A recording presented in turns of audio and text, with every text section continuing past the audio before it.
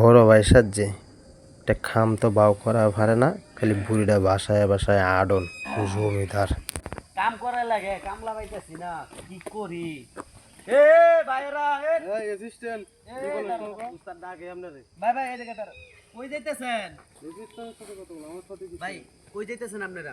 ভাই আমরা খুব বেকার মানুষ, একটা কাজ দেন, আমরা কাজ করবারই যাইতেছি। আসলে কি আমার এই দান্ডি খাইতে নেই, কথা বুঝছেন? বাইরের মতো কামলা পাইতেছেন আপনি। যদি আমার ওই যে আমার বড় ভাই, ভাইরা তো সাহেবের মতন দেয়া যায়। সাহেবই বাসায় থাকলে সাহেব তাই কামলা দিবার আইছে। তাহলে একটু বাইরে, একটু বাইরে দেন না। টাকা 5,000 লাগবে নগদ। আরে ভাই কি কো, 5,000 বাইনা করতে বাগে? আগে কাজ করো, আমি টাকা দিতেছি। হ্যাঁ তাহলে কাজ করেন, আসেন। ভাই বাইনা করছে, দান্ডিটি গাড়িতে ভরে দেন, যে কটা থাকবে কটা বাইরে দিলে হবে। সাহেব আপনি দাঁড়ান, আমি সব কটা অটোতে উড়াইয়া দিতাছি, শেষ বেলা দুইজনে মিললে বাইরে মালিকের উপরে।